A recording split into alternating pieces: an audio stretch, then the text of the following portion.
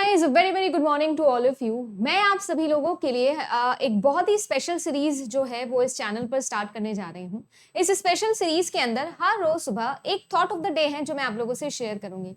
When I say I want to work towards the learning system of India, I really mean it. और मैं ये चाहती हूँ कि जो भी रोज मैं कुछ सीखूं वही मैं आप लोगों से शेयर करूं, सो दैट हम इस लर्निंग पार्ट में एक साथ चल सके। It is not related to directly to your examination और anything, but it is definitely indirectly related to your life.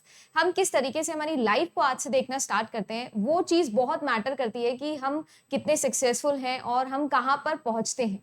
Right, तो वो सारी थॉट प्रोसेस जो मुझे ऐसा लगता है कि मेरे दिमाग में चलती है या इस चैनल की एक थीम है, उसी को लेकर एक नई सीरीज है जो मैं आप लोगों के लिए लेके आई हूँ। Hopefully you will like it and कुछ अच्छा है, कुछ नया है जो मैं आपसे यहाँ शेयर कर पाऊंगी। मेरे जितने भी फेवरेट थॉट्स है वो, और साथ ही साथ जितने भी इंडिया के वर्ल्ड के बेस्ट टीचर्स रहे हैं उन सब के बारे में हम डेफिनेटली बात करेंगे। फेमस पर्सनालिटीज के बारे में बात करेंगे जिन सब से हमको बहुत कुछ सीखने मिलता है, और ये सारी चीजें हमारी पढ़ाई में भी और रियल लाइफ में भी दोनों ही जगह काम आती हैं।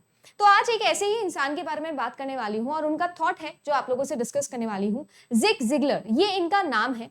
वर्ल्ड वॉर 2 के नाम, या अगर मैं कहूँ वर्ल्ड वॉर 2 के दौरान एक नाम था जो बहुत फेमस हुआ। वैसे तो हम सभी लोग जानते हैं कि ऐसे टाइम पर जो है वो कॉमन लोगों का नाम निकल के आना बहुत ही मुश्किल होता है, बट फिर भी ये जो थे इन्होंने अपना एक बहुत बड़ा नाम बनाया। आज अगर आप इनके नाम पे गूगल करोगे तो आपको एक अमेरिकन ऑथर के नाम पर दिखेंगे, पर एक्चुअली में अगर देखा जाए तो जो जिग थे ये एक बहुत ही बड़े मोटिवेशनल स्पीकर थे।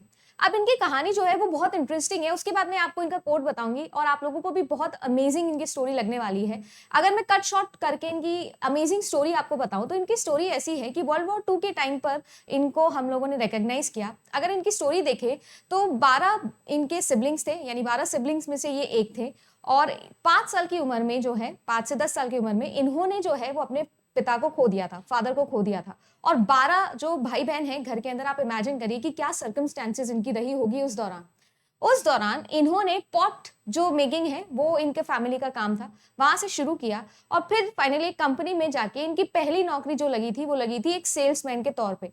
आज भी अगर आप गूगल करो तो ये सबसे फेमस सेल्समैन में से एक है। हम बोलते हैं सेल्समैन, बट एक्चुअली में सेल्स एक आर्ट है। किस तरीके से आप एक प्रोडक्ट को दूसरों तक पहुंचाते हो, उसे लेने के लिए कन्विंस करते हो, this is an art and a science all together.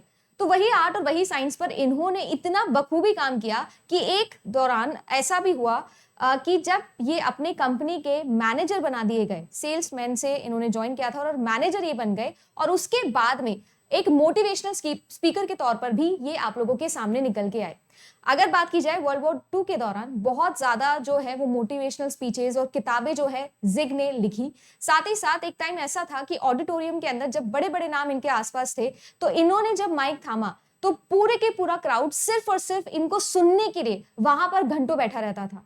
इस टाइप की मोटिवेशनल स्पीकिंग जो है वो इन्होंने डेवलप कर ली थी, और ये इतने अच्छे स्पीकर और इतने अच्छे ऑथर बने।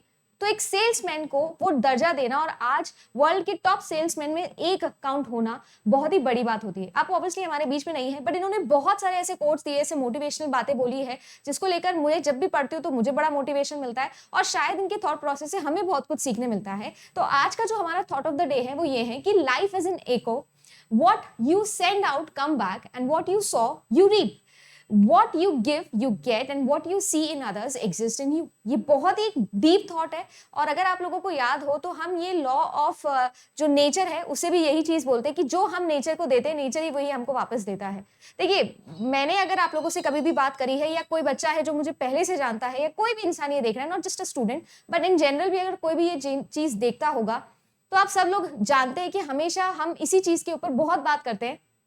इट इज वेरी इंपॉर्टेंट कि आप जैसे दूसरों को ट्रीट करते हो वैसे ही लोग आपको ट्रीट करने वाले हैं, राइट। अगर आप चाहते हो कि लोग आपको अच्छे से ट्रीट करें तो आपको भी उन्हें अच्छे से ट्रीट करना चाहिए, और जितना ज्यादा आप हेल्प करते हो उतनी ज्यादा हेल्प आप लोगों को मिलती है। क्यों? क्योंकि this is law of nature. आप जो नेचर को दोगे नेचर वही आपको देगा। अगर आपने अपने लिए कोई अच्छी ड्रीम्स देख रखे हैं, कुछ अच्छे गोल्स सेट करे हुए हैं, तो वही चीज है जो आपको लाइफ में आगे लेके जाने वाली है। और उसी को लेकर इन्होंने बोला था कि it is like an echo. आप एको को कैसे देखते हो, लाइक आपने चिल्लाते हो और आवाज वापस आप ही के पास में चल के आती है, तो बिल्कुल वैसे ही ये बोलते हैं कि जो आप दे रहे हो वही आपको वापस मिलने वाला है, तो क्यों ना हम पॉजिटिव वाइब्स दें सो दैट पॉजिटिविटी ही हमारी तरफ आए और हम उसकी तरफ ही काम करें। ये सिर्फ और सिर्फ मोटिवेशन नहीं है, मुझे ऐसा लगता है कि ये लाइफ को देखने का एक बहुत ही इंपॉर्टेंट नजरिया है।